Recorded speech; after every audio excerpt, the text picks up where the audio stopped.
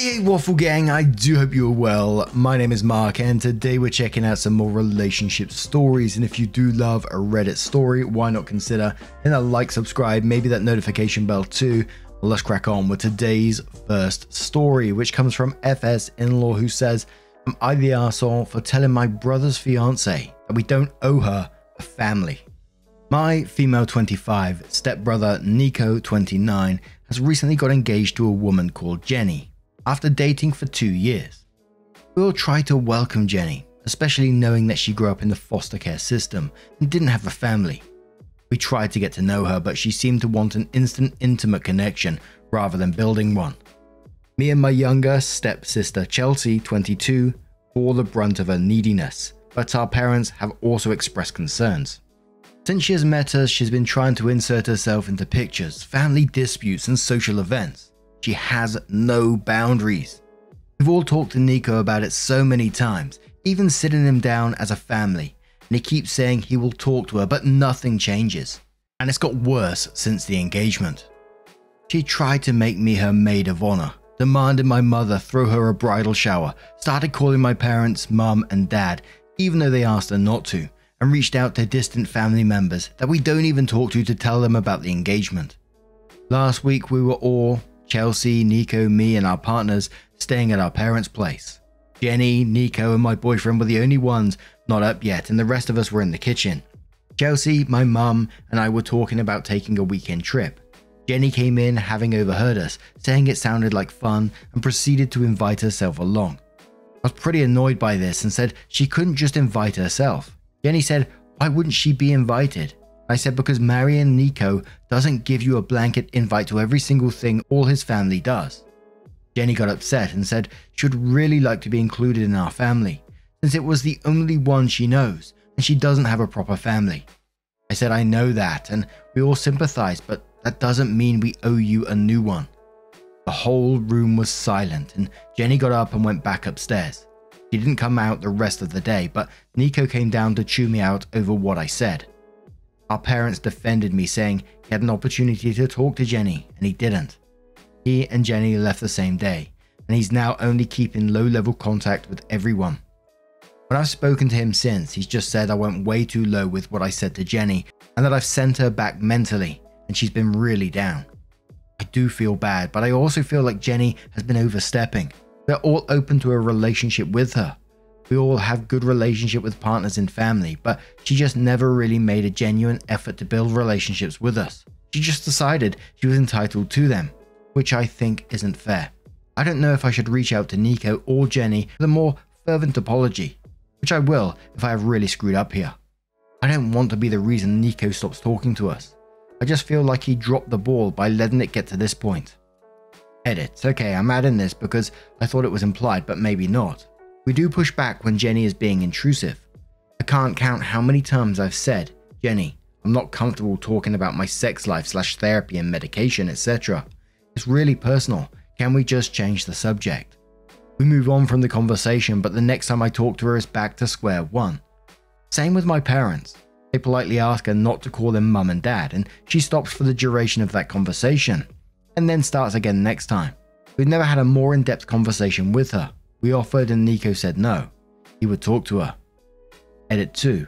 For everyone saying I should consider Jenny family because she's engaged to Nico. That isn't what I meant with that comment. I commented this elsewhere, but I'm copying because it encapsulates what I was trying to get across. I never said or meant that she isn't part of the family. I guess what I meant with what I said was, you can't parachute yourself in and expect us to be the family you deserve.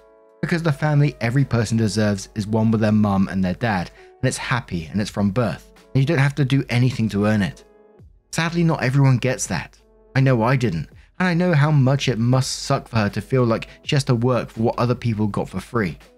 I have a shitty bio dad, so I kind of know.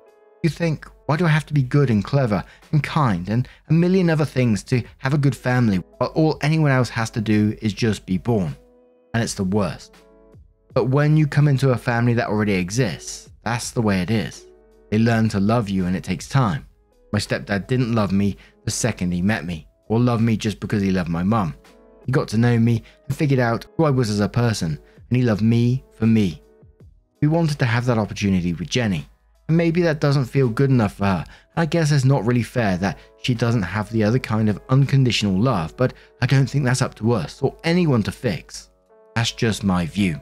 But Southie says, well, Jenny was just going to keep pushing until someone pushed back. So this moment was more or less inevitable. You named the elephant in the room, Jenny's neediness, which your whole family had noticed. I don't know whether Nico failed to talk to her in private or whether he did and she failed to heed his warnings. I also don't know if getting to join what she perceived as a close-knit family is a large part of what makes Nico attractive to her. But I do know that your comment stung deeply, and Jenny won't stop feeling it for a long time. It's not possible that this precipitates a breakup between Nico and Jenny, and if it does, it is highly likely that the blame is going to come your way. So an apology is in your strategic interest, regardless of whether your comment was justified or not. I think my final vote is going to be, everyone sucks here. Jenny for being pushy, Nico for not warning her that her pushing was going unnoticed, and you for saying something really wounding. Fitz Permit says, no one's an arsehole here. I cannot blame you for snapping, and I cannot blame Jenny for wanting a close family. Growing up in the way she did can result in an intense longing for connection and safety and a lack of proper communication skills. She shouldn't insert herself in everyone's business like that, but she also seems to not understand why. I hope she and your brother can work through that together. On the other hand, I completely understand that it feels very invasive if someone does this to you, even if you understand where they are coming from. The way you said it was a bit harsh, but I assume the tension has been building up over time. I do think it's good to talk it out with her once all the emotions have settled, and I hope your brother can facilitate the process. She needs to learn the nuance of being welcome, but not overstepping boundaries, and it not being a sign of people not caring about you. Angelwick Prime replies to someone and says, a long time being the rest of her life. I can see that comment being a foundational core memory of her fiancé's family. It sounds to me like Jenny was trying to make familial connections the only way she knew how.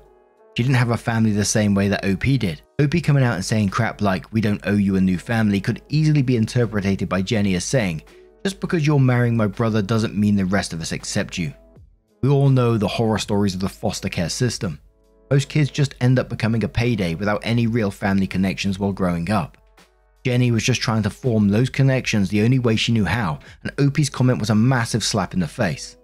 Should the fiancé have talked to Jenny about her behaviors? Sure, but he's also no therapist, and I'm guessing that is really what Jenny needs to help her work through the trauma that she received while in foster care, as well as the new trauma that she received from that comment. Sorry, but my vote has to be you're the arsehole for the sheer lack of empathy. Happy Sparkling Unicorn says, I had to double check how long they were dating for since I expected this to be a quick courtship. Not the arsehole, I sympathize with her, but your brother has had his chances to talk to her, and either he's not actually talking to her or it isn't actually sinking in. I do feel a bit sorry for her for wanting you to be maid of honor. It must be awkward not to have a strong friend/family base who can help out with things, especially since she wants it so bad, but it has to happen organically. It can't be forced or fast-tracked unless there is mutual trauma that affects both you and her. Cronberry says, as an only child, I can relate to Jenny. I don't try to insert myself into my wife's family like Jenny is, but I really understand where she is coming from. Some families are more in line with what she imagined. My mother-in-law acts like she's my mum, and I doubt I know her much better than Jenny knows yours.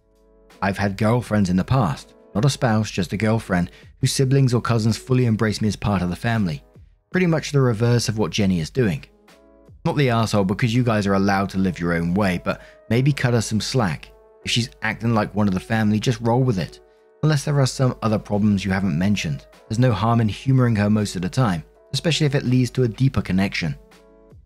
OP responds and says, we have humored her. We've humored her for 2 years, but since the engagement it's gone into overdrive. It was embarrassing for my parents to get messages from their cousins and second cousins who they see once every 5 years asking who Jenny was because she was sending them Facebook messages. It's hard to not be able to have any conversation with a family member where she can see you because she has to know all the details of what you are talking about. I'm sorry, but I don't think Jenny needs to know about my sex life just because I'm telling Chelsea. It is not the same. Again, I understand she's not used to the dynamics, but at the same time, she has friends. She built those relationships. Why can't she build these ones? And one more comment from Key South who says, not the arsehole, your brother should have a talk with her long ago about overstepping. Much like when step-parents come into a situation, you can't force a relationship. She needs to take time to establish relationships instead of trying to force her way in. I sympathize with her situation, but that doesn't give her the right to suddenly shoehorn her way into your family. If she had taken it slowly, or if your brother had given her the guidance of taking it slowly, she could have worked her way into a closer bond, but now I doubt it will ever be what she wanted it to be. And I like it when people give us their perspectives of when they was growing up in a similar situation to give me some insight. You know, I've never been in this situation before, and I can kind of understand the frustration from OP. I think what OP said was worded really badly. I think there was a better way to approach it, a better conversation to be had. Although OP has said that they've said many times, they told Nico many times, Nico should have talked to Jenny about it. And obviously Jenny is overstepping huge boundaries, you know, calling the parents mum and dad when she's been asked not to. So I understand how the frustration is being built up, but I still can't help myself but feel bad for Jenny, wanting that close family connection that she's never had before. So clearly she's having real trouble navigating the situation. Does it excuse overstepping boundaries? Of course not. And yes, there has been conversations about it before, but I still can't help but feel there is a deeper conversation to be had here with Jenny, to talk to her about it, to really tell her your true feelings and just being honest with her about it. Yet you can do that with still making her feel like she is welcomed in the family. And while yes, OP said, you know, they never said it or meant it that she isn't part of the family, but you can certainly take it that way, right? So like I said, I think there's a conversation to clear the air, to really talk about your feelings, to perhaps build on it, and it might bring you closer together in the end. Or possibly not. But OP does update the post and says, wow, that post blew up, in no small part to my extensive replies while sitting in an airport lounge on a layover. I'm still getting DMs asking for an update, so here it goes. First, thanks everyone for your advice. I received some really insightful messages and comments which were really helpful and heartfelt. Long story short, we decided to have a session with a family mediator. It was me, my boyfriend, Jenny, Nico, my parents and Chelsea. I'm not sure I can't fit in all the insights from the session, so I'll keep to key things. Firstly, for all those wondering if Nico ever actually told Jenny what we said, Nico talked to Jenny about our concerns precisely twice. A third of the times we brought it up. She said it was presented to her as an offhand comment from our parents rather than the intervention it was. Second, basically one of the main things that came up was how Nico kind of sold our family to Jenny as a blended family she could slot into.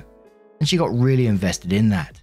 Nico said he kept hoping that it would work itself out once Jenny felt more secure in their relationship. Then came the real crux. Jenny said she wasn't just looking for a relationship with Nico, but with a whole family. We all had a long discussion about what that looked like for us in an ideal world, and it was vastly different. Then the mediator asked her the question, if you never get the relationship you want from this family, do you think you'll still be able to have a happy relationship? And she said she didn't know. This kind of triggered Nico, who said he felt like Jenny was making him feel like he wasn't enough on his own, as she wanted a family from him more than a relationship with him.